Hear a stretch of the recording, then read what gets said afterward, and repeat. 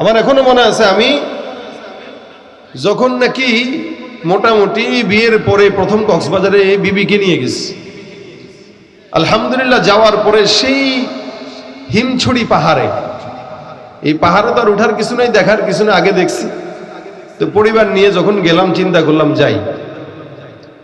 পরে উঠার পরে দেখি সব অবস্থা বেগতিক।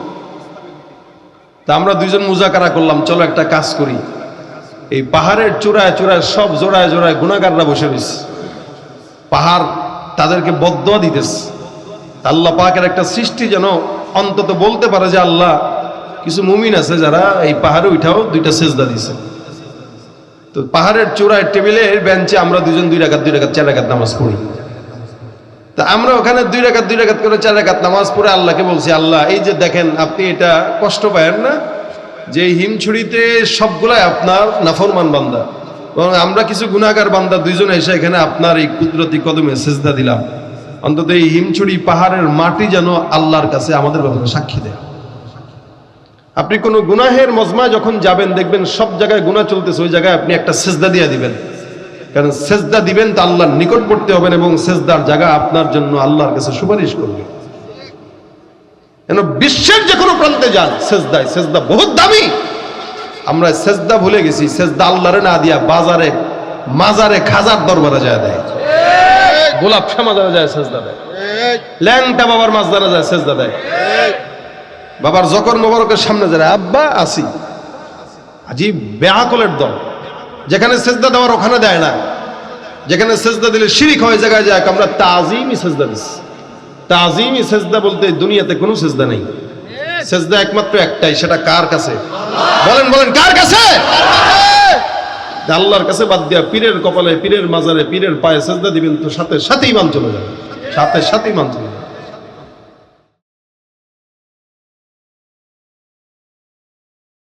বান্দা ডাক দেয়া বলবে আলহামদুলিল্লাহ রাব্বিল আলামিন, আল্লাহ বলবেন হামিদানি রব্বি সুবহানাল্লাহ। এ বান্দা আমার সঙ্গে কথা বলছেন, আমার প্রশংসা করছেন। নামাজ এমন একটা ইবাদত যে ইবাদতে বান্দা সরাসরি কার সঙ্গে কথা বলে? আল্লাহর সাথে কথা বলে।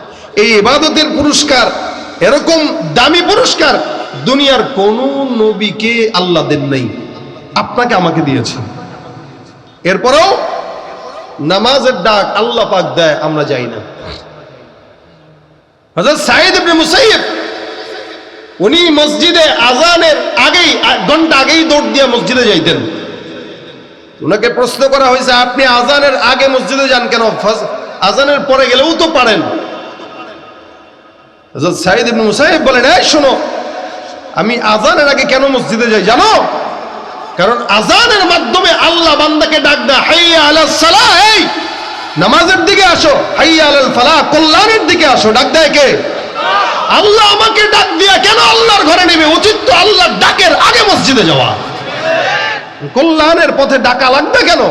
আমি তো আমার জিন্দেগিতে কল্যাণ চাই, আমি তো আমার জিন্দেগিতে আল্লাহ পাকের নৈকট্য চাই। তো নৈকট্যের জন্য আল্লাহ আমাকে ডেকে ডেকে নেবেন কেন?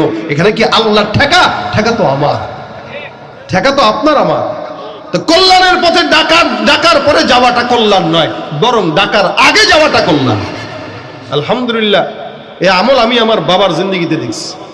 আমি গর্ব করে বলছি, আমি আলেম বাবা পাই নাই, কিন্তু আমি বুজুর্গ বাবা পেয়েছি, যে বাবাকে আমি প্রতিনিয়ত মসজিদে আজানের অন্তত 10 মিনিট আগে মসজিদে ঢুকতে দেখছি এখনো পর্যন্ত।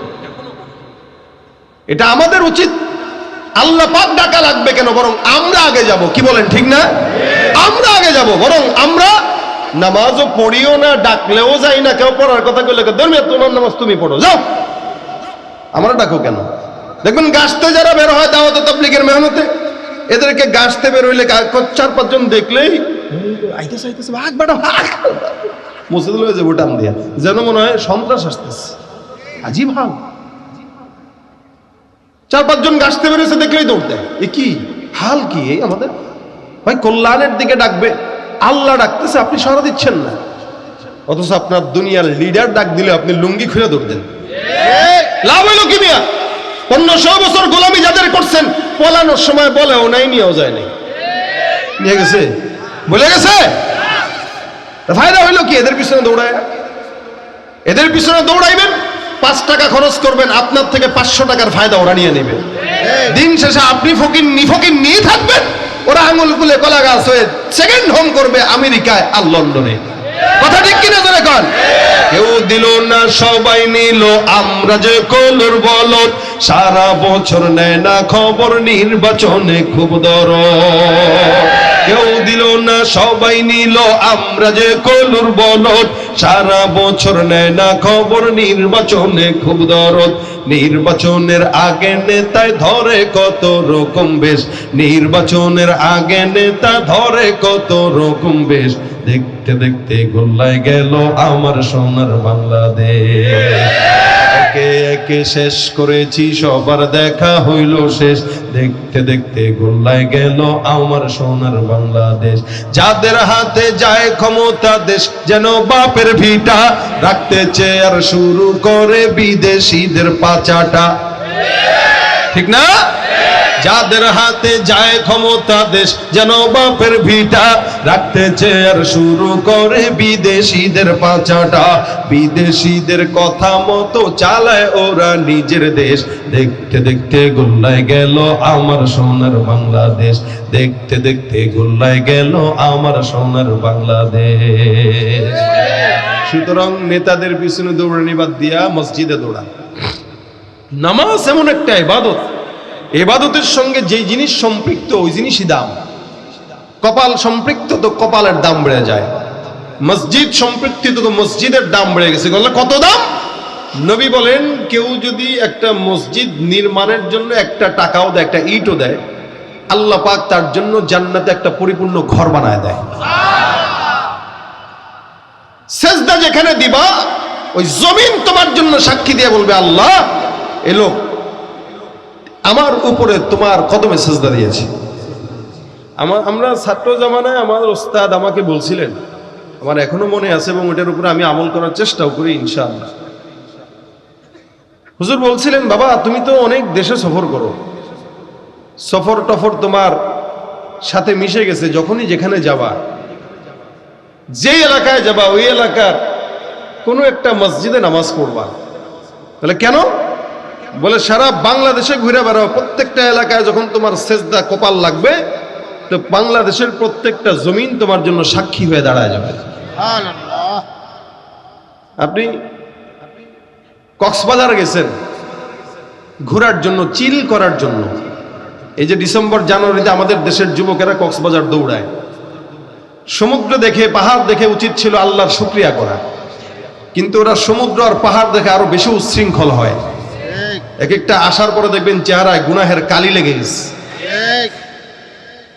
প্রথম যখন যাই, এটা আপনাদেরকে শিখার জন্য বলতেছি, উদ্বুদ্ধ করার জন্য বলতেছি, আপনাদেরকে উদ্বুদ্ধ করার জন্য বলতেছি, যাতে আপনারা যদি যান, আমার এই কথাটা যদি এক বিন্দু মনে থাকে, আপনারা যেন আমলটা করতে পারেন। আমার এখনো মনে আছে, আমি যখন নাকি মোটামুটি বিয়ের পরে প্রথম কক্সবাজারে বিবিকে নিয়ে গেছি, আলহামদুলিল্লাহ যাওয়ার পরে সেই হিমছড়ি পাহাড়ে, এই পাহাড়ে তো আর উঠার কিছু নাই, দেখার কিছু নাই, আগে দেখছি তো পরিবার নিয়ে যখন গেলাম চিন্তা করলাম যাই। পরে উঠার পরে দেখি সব অবস্থা বেগতিক। তা আমরা দুইজন মুজাকারা করলাম, চলো একটা কাজ করি, এই পাহাড়ের চূড়ায় চূড়ায় সব জোড়ায় জোড়ায় গুনাহগাররা বসে রয়েছে, পাহাড় তাদেরকে বদদোয়া দিতেছে। আল্লাহ পাকের একটা সৃষ্টি যেন অন্তত বলতে পারে যে আল্লাহ কিছু মুমিন আছে যারা এই পাহাড়ে উঠাও দুইটা সেজদা দিছে। তো পাহাড়ের চূড়ায় টেবিলের বেঞ্চে আমরা দুজন 2 রাকাত 4 রাকাত নামাজ পড়ি। তা আমরা ওখানে 2 রাকাত করে 4 রাকাত নামাজ পড়ে আল্লাহকে বলছি, আল্লাহ এই যে দেখেন আপনি এটা কষ্ট পায়েন না যে হিমছড়িতে সবগুলাই আপনার নাফরমান বান্দা, এবং আমরা কিছু গুনাহগার বান্দা দুইজন এসে এখানে আপনার এই কুদরতি কদমে সেজদা দিলাম। অন্তত এই হিমছড়ি পাহাড়ের মাটি যেন আল্লাহর কাছে আমাদের ব্যাপারে সাক্ষী দেয়।